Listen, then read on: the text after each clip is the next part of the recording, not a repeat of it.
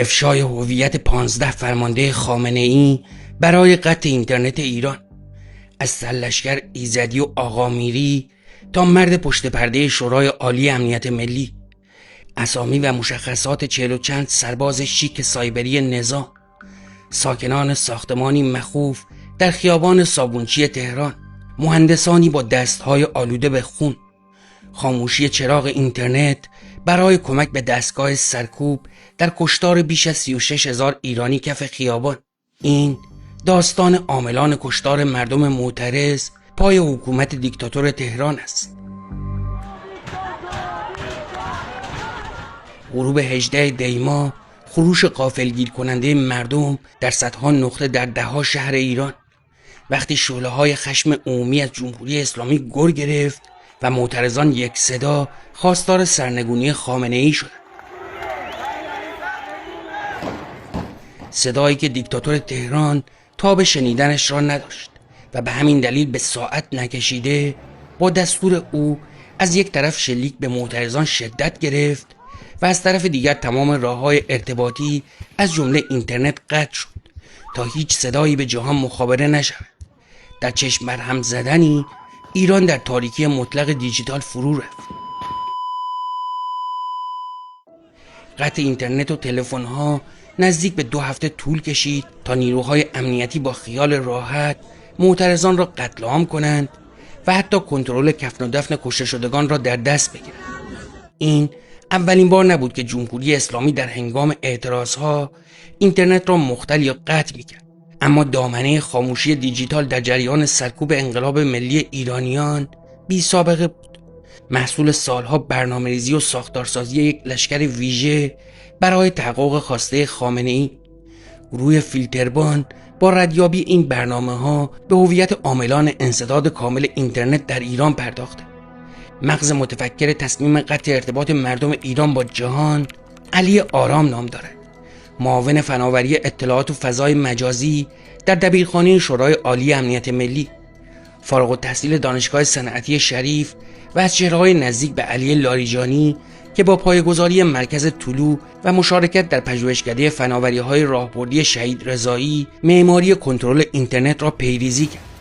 ایده اینترنت سفید، اینترنت رانتی برای نزدیکان نظام را علی آرام طراحی کرد.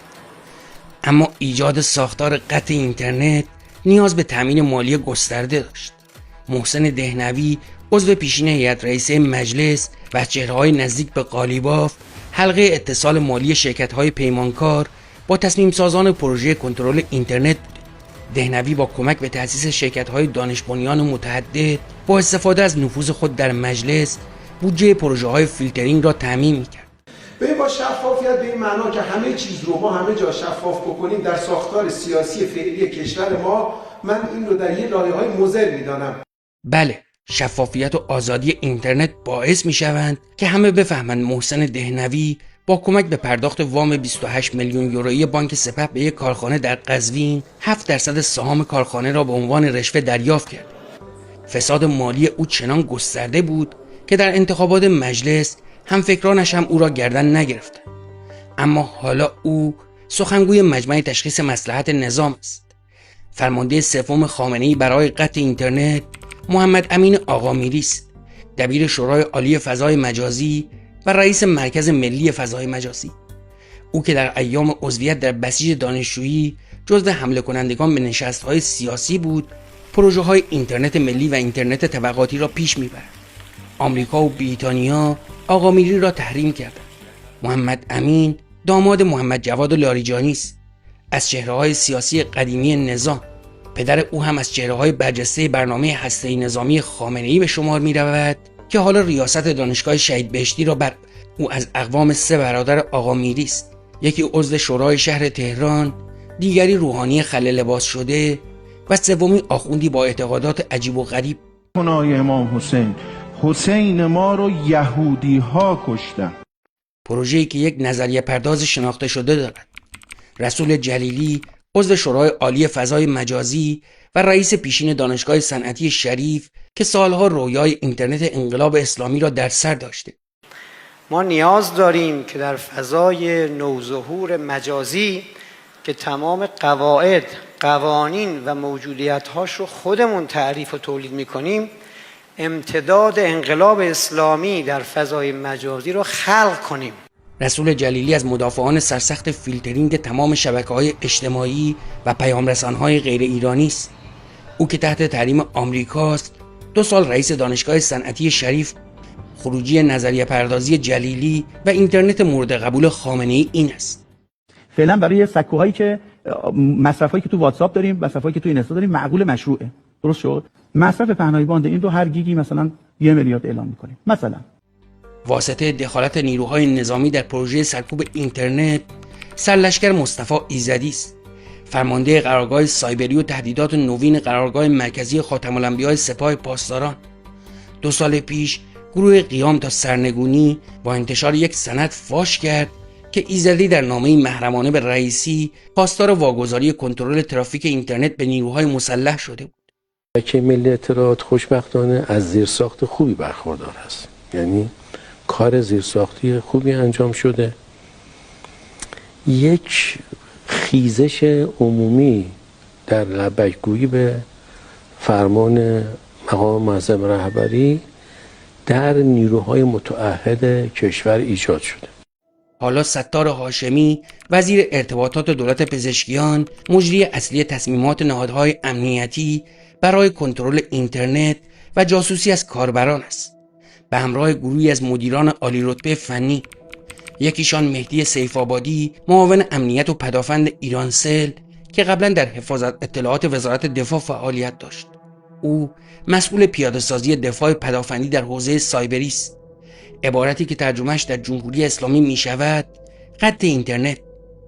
بهزاد اکبری نودوزقی، مدیر عامل شرکت ارتباطات سیار زیرساخت، مهمترین مهره نظام برای کنترل دروازه‌های ورودی و خروجی اینترنت در ایران است، ستون فقرات اینترنت قابل کنترل و سانسور.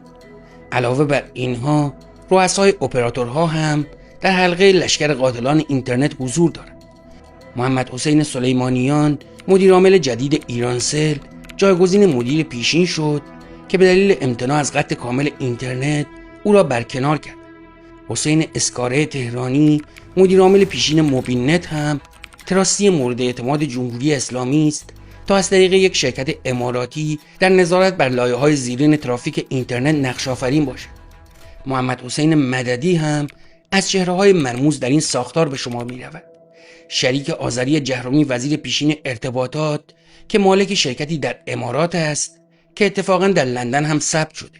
او مسئول انتقال سخت افزارهای تحریمی و تجهیزات مانیتورینگ شبکه به داخل کشور است. شهاب وهابزاده، تکنسین ارشد انسداد و فیلترینگ و از معتمدان آذری جهرومی هم در ایجاد نقاط حساس ترافیکی به عنوان ابزار اصلی فیلترینگ نقشی کلیدی دارد. مدیر عامل شرکت نوآوران قرن شاپرک هم مدیریت منابع مالی پروژه بزرگ کنترل و قطع اینترنت را بین حکومت و بخش خصوصی بر عهده دارد. این ساختار قدرتمند در قوه قضاییه هم 2 مهره تاثیرگذار دارد. جواد بابایی در نقش معاون فنی فضای مجازی دادستانی کل کشور، هماهنگ کننده سازمان‌ها، شرکت‌ها و نهادهای مرتبط با کنترل و سانسور اینترنت است. مدیر فنی دفتر او، مهدی امیری هم مسئول شناسایی و انتخاب پیمانکاران فنی برای پیاده‌سازی پروژه‌های پایش هوشمند و فیلترینگ است. این دقیقاً حساس‌ترین نقطه در داستان خاموشی اینترنت در جریان انقلاب ملی ایرانیان است. تصمیم‌های این گروه از فرماندهان خامنه‌ای را باید یک تیم از سربازان سایبری اجرا می‌کردند. در جریان قطع اینترنت اخیر این مسئولیت را گروه دوران پیش برد، شرکتی که دفترش در حوالی خیابان صابونچی در تهران است و از قضا تنها حدود 100 متر با دفتر سازمان اطلاعات سپاه پاسداران فاصله دارد.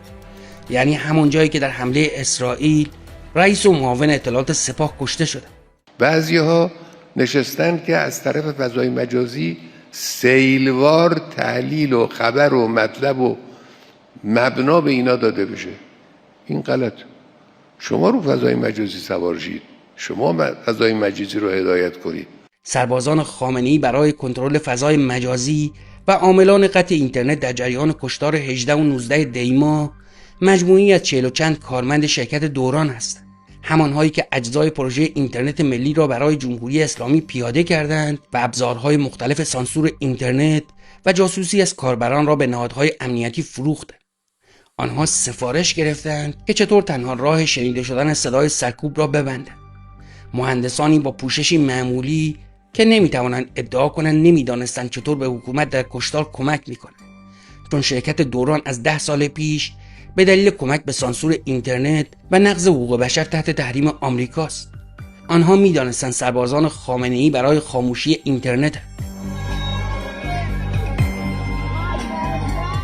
دست ژنرال ها و سربازان سایبری جمهوری اسلامی آلوده به خون کشته شدگان انقلاب ملی ایرانیان است.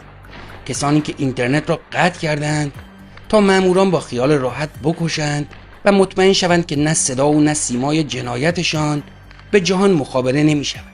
کارگزاران دیجیتال جانشین شیطان در ایران. مجتبی پورمحسن، لندن.